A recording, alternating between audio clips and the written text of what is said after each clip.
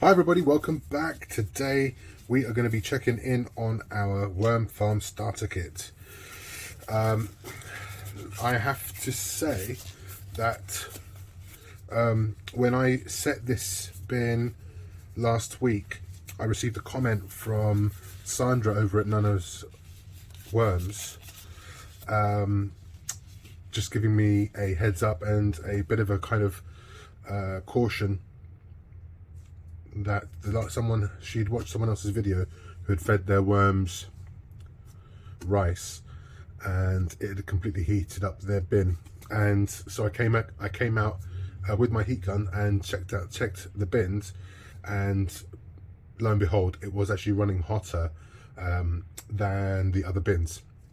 Luckily I've got African night crawlers, so they're tropical worms, they like the heat, and it wasn't overly hot, but I did take the lid off. Today I've been sorting out this storeroom. The lid's been on. Let's just quickly take a look. If I open up the lid, condensation. And it shouldn't be like this because the AC's been on in here all day long. Right, so I'm just gonna run. I'll get the heat gun. Let me close this back up again because the heat gun's inside. I shall come back and we'll check the temperature. And we're back. Okay, so condensation. So this is going to be a wet bin. Let's check the temperature on the outside first. 24 degrees Celsius, 75. It's not too hot. It will be a lot hotter inside though. 4 degrees walnut on the surface, just under the paper. And then this is where that feeding zone was. 85. So top end. I can still see some of that rice. It hasn't really, I mean, there was a lot of rice here.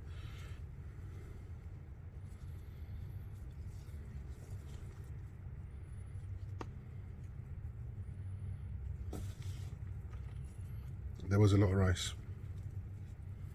It's kind of turned to mush.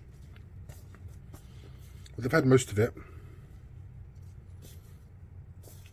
But I'm not sure if they loved it because they're all around the outsides of it. Okay. Couple of small worms.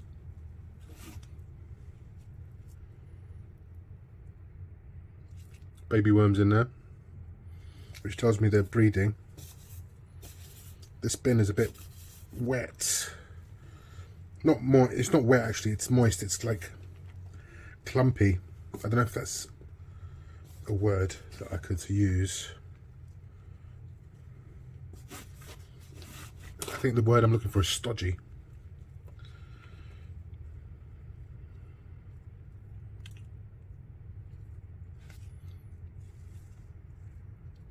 Nope. They look good. They're not lethargic, but definitely this bin does need a fluff.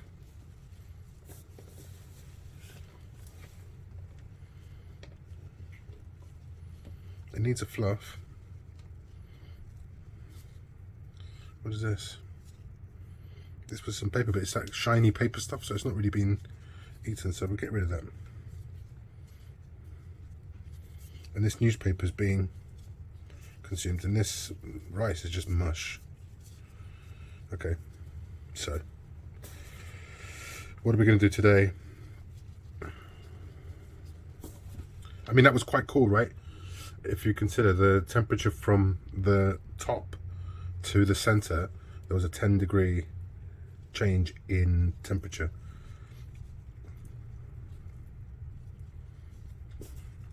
My worms are dead, luckily, but I'm just wondering if they ever got uncomfortable in here. I mean, but they had a good go at it. There was a lot of rice.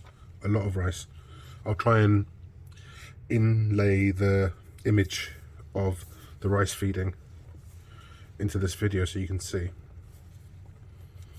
It was a whole tub.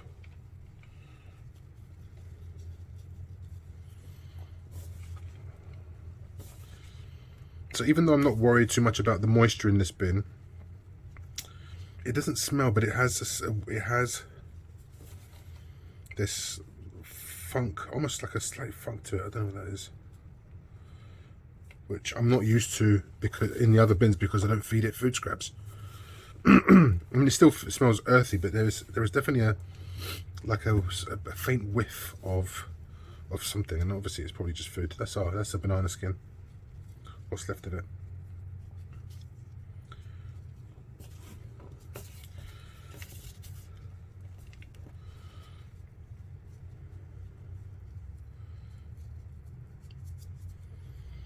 I'm not going to fuss too much about that rice.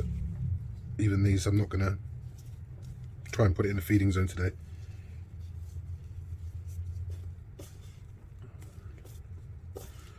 But what I'm going to do, I'm going to add some carbon to this today. Just because I think, I mean, there's quite a lot of cardboard that's decomposing. But I do want to give them some more. Especially because what I'm going to be feeding them today is celery, so it's going to be wet. So what I don't want is, I don't want it to be overly wet. So let's go with this. So there's a sheet there.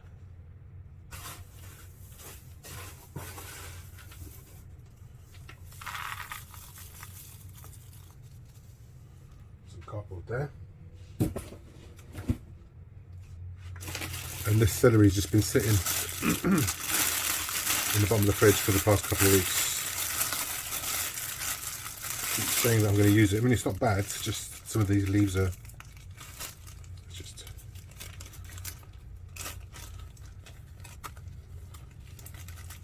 But it's definitely going to. It's time for it to go into the compost. Especially as I'm growing some celery in the garden at the moment.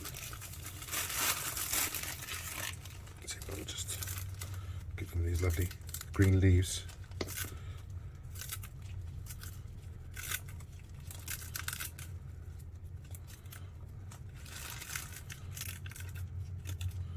Actually, what I might do with this is freeze it and use it again. Maybe, I don't know.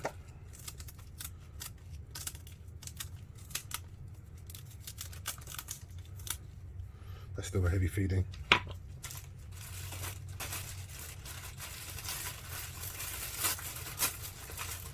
A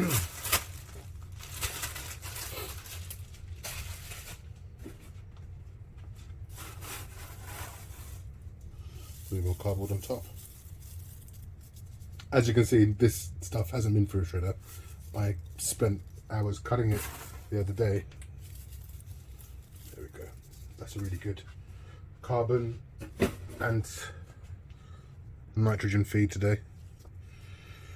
I don't think they need any grit because there's loads in their existing bedding.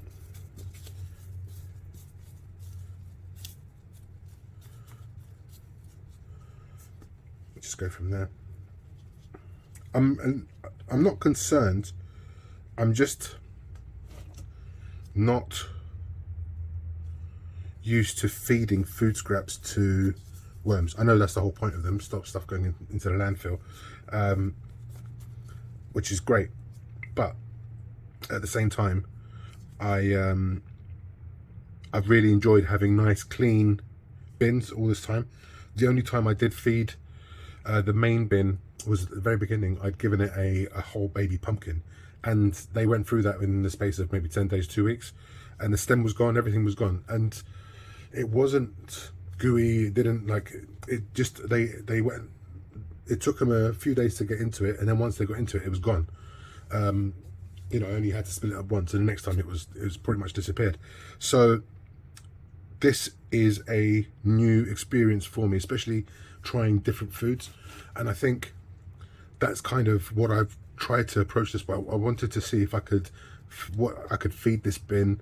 And how they would take to it, because you see a lot of African nightcrawler videos, and people talk about the fact that they love carbon, but they're just as voracious as red wigglers when it comes to eating food scraps. I have to admit, but there's not many videos on what they eat, what they don't like. And you know, people, you know, like most people, I've read all this stuff about not feeding them citrus, not feeding them onions and garlic and all these no foods.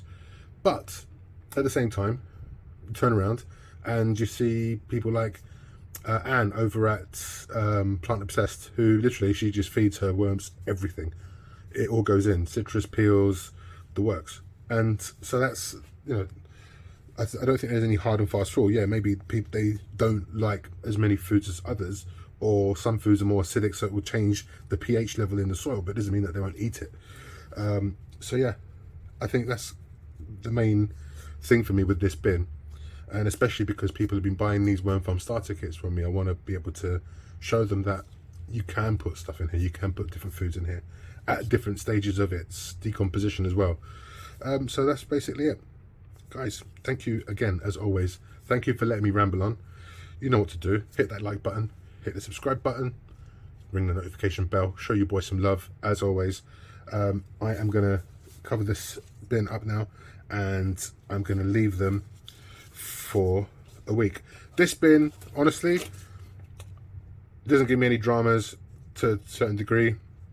I am a little bit concerned, even with these, I don't know if you can see, even with these ventilation holes going all the way around, it still is quite warm in there. So I'm just gonna maybe just leave that off slightly and hope for the best. But yeah, temperature was good, worms are happy, they're obviously reproducing. We saw a little wisp in there as well, so I can't really complain. And moisture level's good, there's no issues with that. Although I definitely think I needed to add the cardboard today, not for anything, but I just know that that feeding today of the celery is going to be, as it gets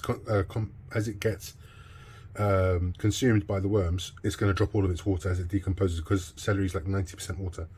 So obviously I want to try and not have an issue where I'm having anaerobic bedding at the bottom, which is why I also put that little extra little strip down, and it will hold all the nutrients, and the guys will have a good go at it. That's my end of this video, so thank you very much. I'm not going to ramble on much longer. I'll catch you guys here in a few days for an update on one of the other bins.